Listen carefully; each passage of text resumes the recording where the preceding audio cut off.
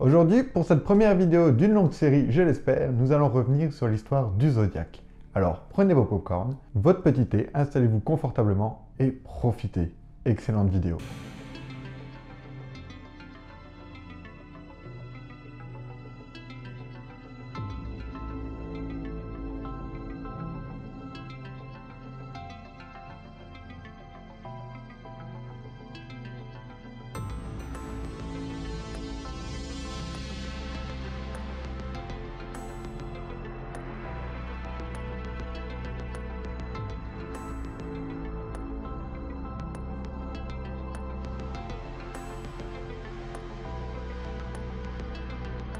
Pour petit rappel, l'affaire du Zodiaque a été très médiatisée grâce au film réalisé par David Fincher, sorti en 2007, qui relate des événements qui ont eu lieu dans les années 1960 à 1970. C'est l'histoire d'un tueur en série qui terrorise la Californie par le choix de ses victimes. Il semble viser des gens tranquillement assis dans leur voiture qu'il tue apparemment sans mobile. Il revendique ses crimes à travers des lettres qu'il envoie à des journaux et auxquelles il joint des cryptogrammes contenant entre autres des symboles et des signes du Zodiaque, d'où son surnom. Attention, derrière ce film se cache effectivement une histoire vraie. On n'a à ce jour jamais découvert qui était le véritable Zodiaque. On lui a attribué 5 meurtres de manière certaine, on lui en a revendiqué 37, et l'auteur du livre dont il est inspiré le film estime environ une cinquantaine de meurtres. Il y a eu un certain nombre de suspects, mais aucun n'a été incriminé de manière définitive.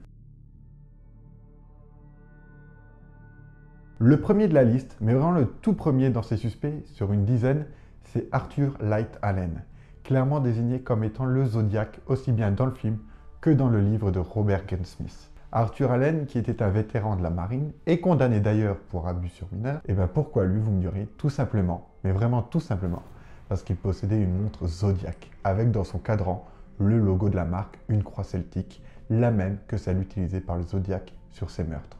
Ça marque les esprits. Ensuite, Allen, c'était un mec clairement louche. Il avait chez lui des armes, on a aussi pu retrouver des bombes. Ajouté à ce qu'il est pédophile, il a été condamné pour ça. Les autorités voulaient absolument dénouer l'affaire et se sont peut-être un peu trop acharnés sur lui au détriment des autres possibilités. Ceci dit, je ne suis pas du tout un expert et je ne sais pas comment fonctionne un bureau d'enquête. Mais je suppose qu'on préfère déployer tous les moyens sur la piste qui semble la plus prometteuse. Et là, c'était clairement celle d'Allen. Le serial killer a longtemps nargué la presse et la police à travers l'envoi de 17 lettres, dont 4 chiffrées. Les cryptogrammes ont rajouté une part de mystère à cette affaire qui a pu fasciner aussi bien à travers le film les fans de frissons et de codage. Il y a eu 4 messages codés, le premier en juillet 1969, qui a été décrypté en une semaine par un couple d'amateurs, mais il ne révélait rien de probant. Lettre qui expliquait tout simplement qu'il aimait tuer pour le plaisir que ça lui procurait. Le deuxième cryptogramme, qui fut envoyé quelques mois plus tard, en novembre 1969, est long de 340 caractères, ce qui lui vaut l'appellation Z340, à la différence du premier baptisé Z408, et qui a mis à ce jour 50 ans à être décodé. Ce fut chose faite en décembre 2020 par une équipe internationale d'amateurs et de développeurs informatiques américains. Ils ont pu découvrir que ces cryptogrammes voulaient tout simplement dire « J'espère que vous avez eu beaucoup de fun à essayer de m'attraper, je n'ai pas eu peur de la chambre à gaz, parce qu'elle m'enverra au paradis. » Le Zodiaque expliquait que tout ça lui allait parce qu'il aurait suffisamment d'esclaves pour travailler pour lui, dans l'au-delà.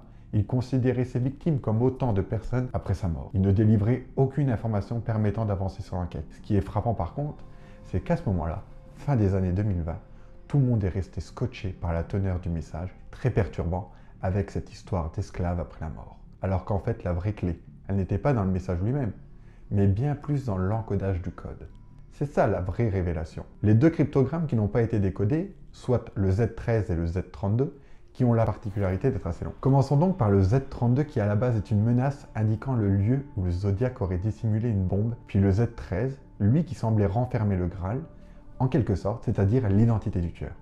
Le code Z32 comporte 32 caractères, tout en bas d'une lettre dans laquelle le Zodiaque dit qu'il va s'attaquer à un bus scolaire qu'il va faire exploser avec une bombe. Les écoles étant fermées au moment du message, les autorités avaient donc jusqu'au octobre pour trouver cette bombe. Ce code était couplé à une carte routière qui était la clé pour aider les autorités à retrouver l'engin explosif afin de le désamorcer.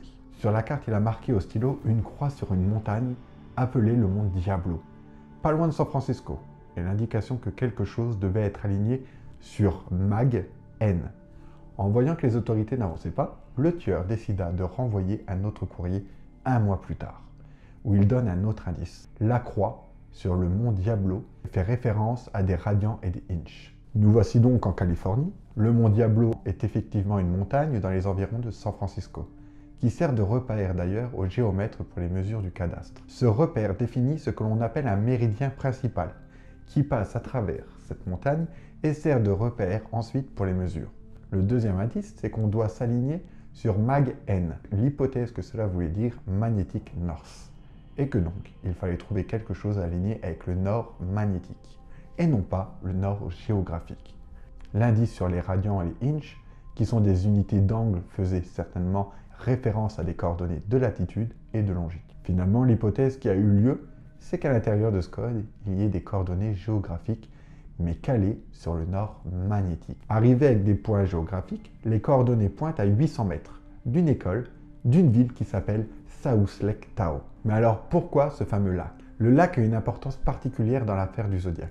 Quelques mois plus tard, le tueur avait envoyé une carte postale dans laquelle il faisait référence à une éventuelle victime intitulée numéro 12. Cette carte postale n'était absolument pas une vraie, puisqu'il l'a fabriquée lui-même à partir d'un prospectus d'un projet immobilier au lac Tahoe. Une infirmière habitante dans cette ville avait bien disparu quelques mois plus tôt, en septembre 1970.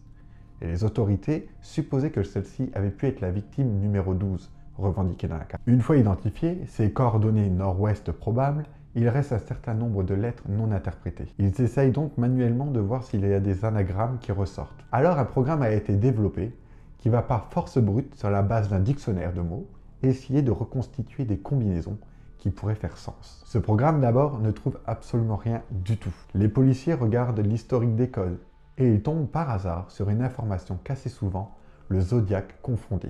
Exemple, le triangle plat et le triangle avec un point.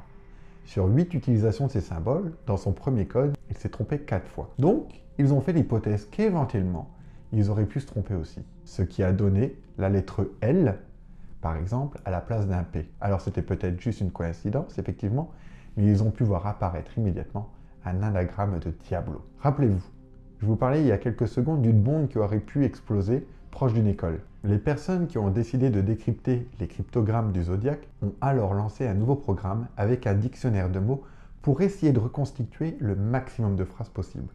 Avec toutes les lettres, il en sort 3762 combinaisons, qui ont été toutes lues, une par une. Mais une seule a un sens, Labor D. Ce qui était intéressant pour plusieurs raisons. La première, c'est que le Zodiac aimait commettre ses crimes les jours fériés, et le Labor Day, c'est le jour du travail, chaque premier lundi de septembre aux États-Unis. Mais c'est surtout qu'il correspond à la rentrée des classes, ce qui est donc cohérent avec la mention de la bombe dans la lettre du Zodiac. À ce stade, le code semblait pointer vers une école, dans une ville liée à l'affaire, et une date qui correspond à la fin de l'automne et à la rentrée scolaire. Le Zodiac avait bien dit que les autorités avaient jusqu'à l'automne, sous-entendu jusqu'à la rentrée pour déterrer la bombe. Mais aucune bombe n'a explosé. Est-ce que c'était un coup de bluff? Ou bien est-ce qu'il a changé ses plans? Ça, on ne le sait pas.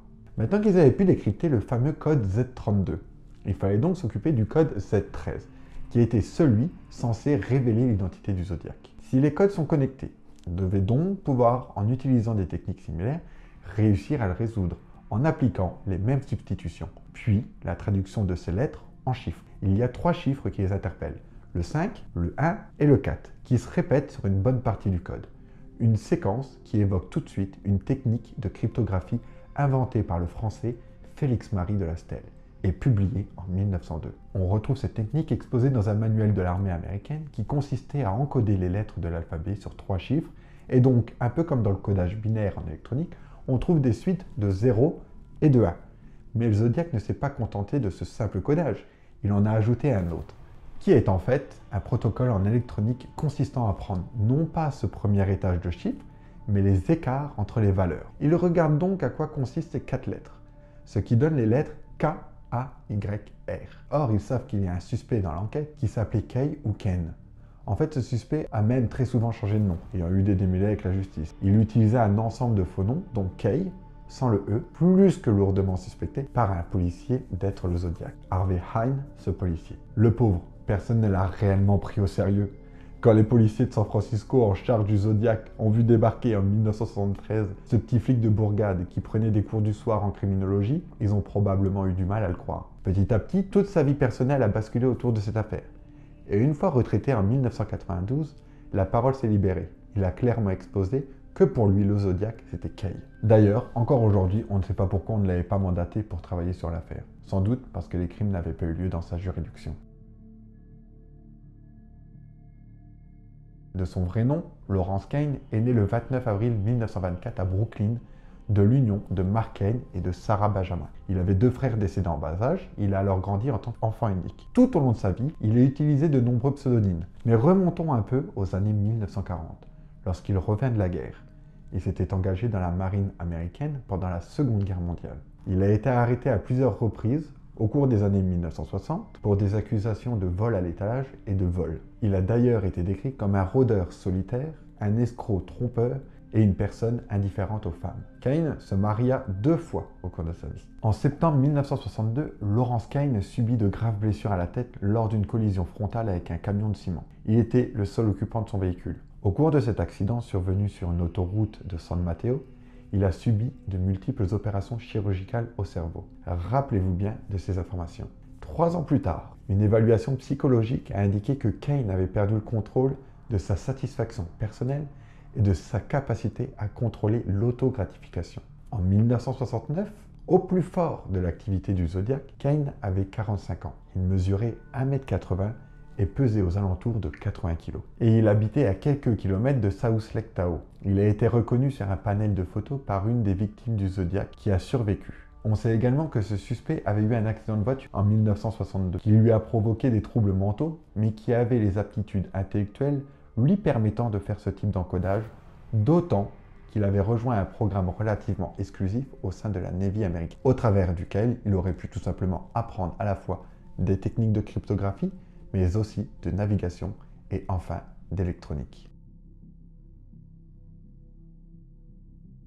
Le 4 juillet 1969, vers minuit, le Zodiac abat Darlene Ferrin et son compagnon Mac Majo au Blue Rock Spring Park de Vallejo en Californie. Environ 40 minutes plus tard, le standard de la police locale reçoit un coup de téléphone auquel Nancy Clover, qui dispatche à ce moment-là les appels, répond « Je veux signaler un double meurtre. Pouvez-vous me donner votre... Si vous faites 2 kilomètres vers l'est sur Columbus Parkway, dans le parc, vous trouverez des jeunes dans une voiture marron. » Nancy Clover se dit qu'il doit s'agir d'un appel concernant un incident dont ils ont déjà été informés peu de temps avant. Et elle répond « Oui monsieur, nous sommes au courant.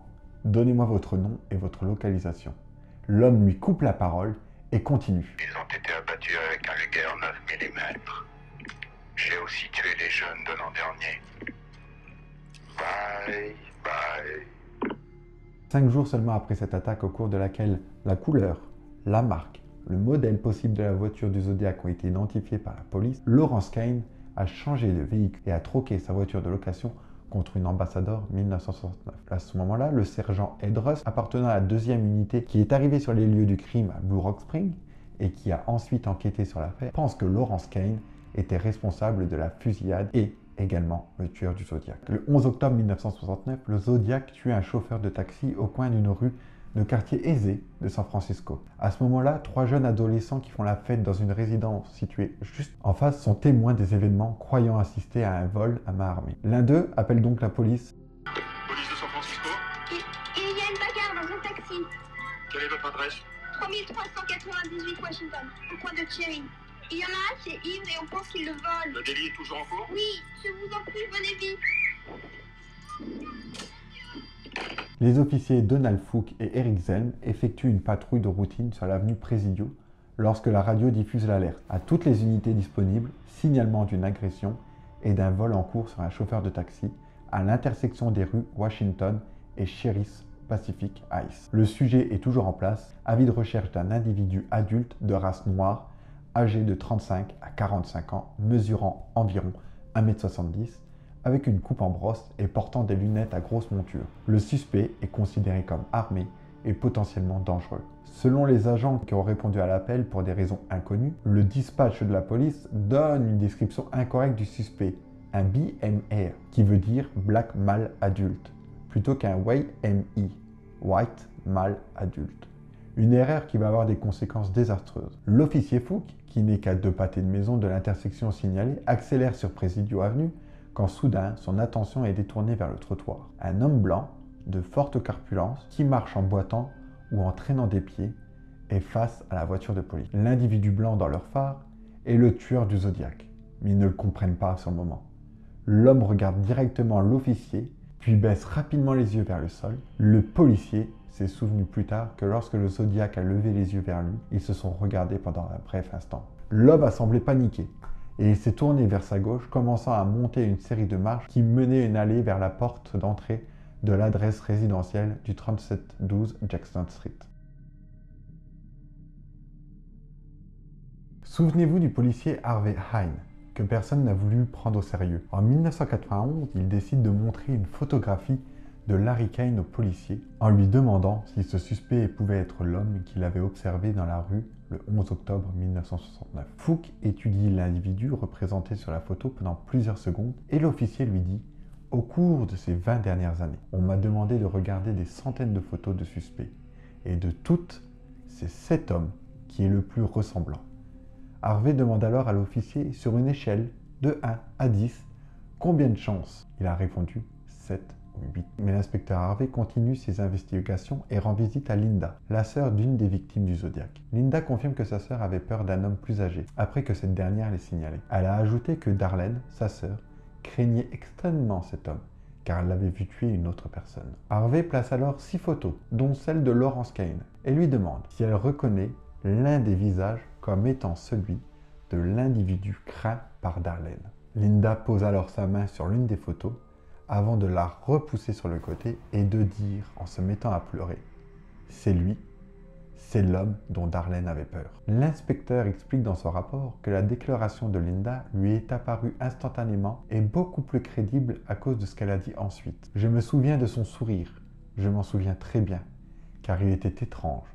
Quand il souriait, il ne le faisait que d'un seul côté de son visage. C'était bizarre, comme si un côté de son visage était figé. » Il est important de souligner ici que le cliché de Kane détenu par l'officier était une photo d'identité judiciaire et que Kane, du coup, ne souriait pas dessus. Le policier se souvient donc qu'elle n'aurait jamais pu décrire avec précision cette paralysie faciale, à moins de l'avoir réellement vue auparavant et de l'avoir vu sourire. Oui, parce que souvenez-vous, Kane avait été victime d'un accident de voiture à la suite duquel il présentait cette paralysie d'un côté de la face. En 1991, la police de Vallejo annonça qu'elle avait rouvert son enquête sur le Zodiac, déclarant que la raison de cette réouverture était un suspect, Laurence Kane, qui a été identifié. La police de Vallejo stipule également dans ce document que l'enquête a démontré que Kay, ou alias Kane, avait été vu dans les endroits où plusieurs des victimes du Zodiac ont vécu ou ont été tués. Et l'enquête sera finalement abandonnée par manque de preuves. Alors du coup, Laurence Kane était-il le Zodiac? Et si vous êtes passionné par ce genre d'énigmes ou de codage, je vous invite à aller voir le film qui est disponible sur Netflix, portant le même nom, Zodiac, pour vous faire votre propre idée de cette enquête. Ou bien de vous rendre sur Reddit, plusieurs forums sont encore ouverts, et je vous mets les liens bien entendu dans la description juste en dessous. Merci d'avoir visionné la vidéo jusqu'au bout. Si elle vous a plu, je vous invite à laisser un petit commentaire, à mettre un petit pouce, à vous abonner. Ça vous coûte rien, ça me fait plaisir et c'est bon pour le référencement. Et on se retrouve donc très vite pour une affaire criminelle non classée. Ciao!